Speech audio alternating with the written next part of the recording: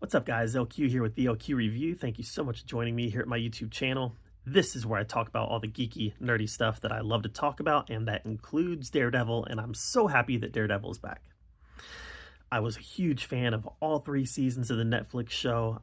I thought Defenders was good, not great, but I did really like it.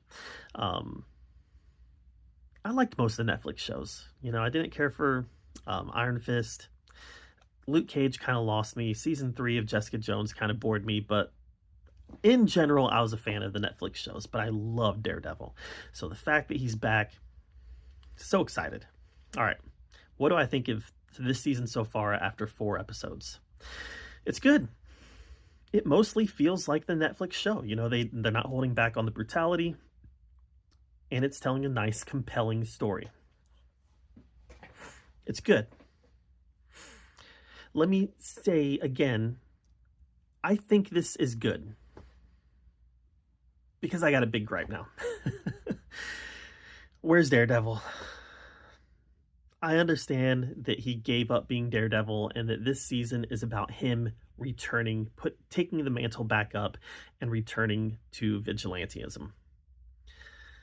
Let's get there already. I mentioned in my 1923 review, these shows are taking a lot of time to get where I want them to go. Well, I want Daredevil. I want Matt Murdock to be Daredevil, and this is taking a long time for him to get there. All right. If he doesn't suit up until the last episode, I'm going to be annoyed.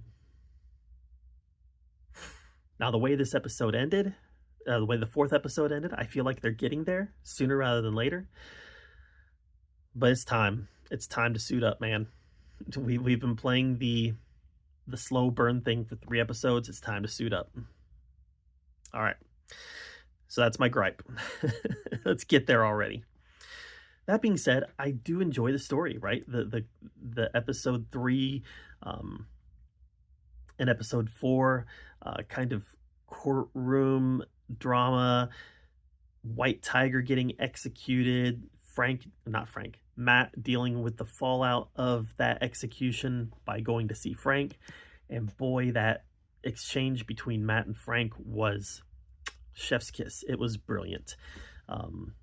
Man, John Bernthal brings it as Frank. And there was so much emotion in that exchange. Not just between Frank, but also Matt. Having Matt break down at Foggy's death and having Frank... It was like therapist Frank, right? Really trying to dig deep and get that out of Matt.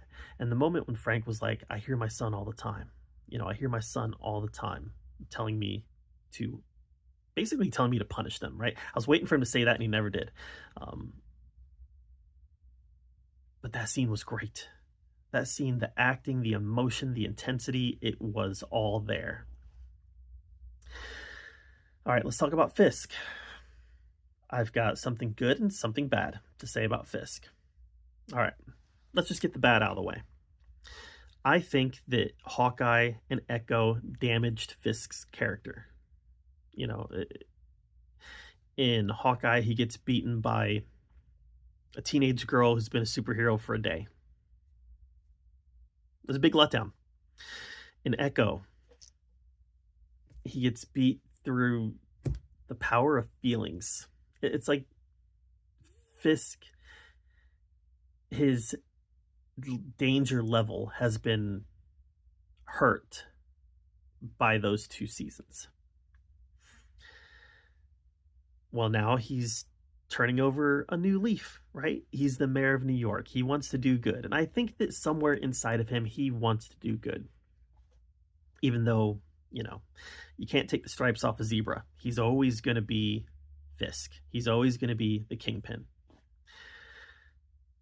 And the thing that I'm worried about is that with him and his relationship with Vanessa, I'm afraid he's going to get emasculated even more. Last thing that I want Kingpin to be is a cuck. So far, they haven't done that. And given the end of episode 4, I don't think they're going to, but it's still a fear that I have. That Fisk is going to be constantly emasculated around Vanessa, and that whatever this resolution is with him holding Adam in the holding cell, I'm afraid that it's going to be Fisk the cuck. Again, I don't think they're going to do that. I think they know better, but it's a fear that's in my head. But Fisk is still the Kingpin. He's still intense. He's still, the acting is just top notch. And I love all of his little mannerisms. I love the way he talks. I love everything about the character. He's one of my favorite characters in all of the MCU. And that's why I'm afraid. But hopefully I don't have reason to be afraid. Hopefully the things I'm afraid of aren't going to come to pass. So, all right. So far, I love it. I love Daredevil Born Again. I don't know if it's quite as good as the Netflix show yet, but it might end up being that good. It very well could be. We're off to a great start. So yeah, I'll give you my thoughts after a couple more episodes, kind of where it's been going. But right now, I really, really like it. I do have some fears, but so far I really like it a lot. All right, guys, let me know what you think of Daredevil Born Again in the comments below. While you're down there commenting, make sure that you subscribe to my channel, and until next time, we'll see you guys later.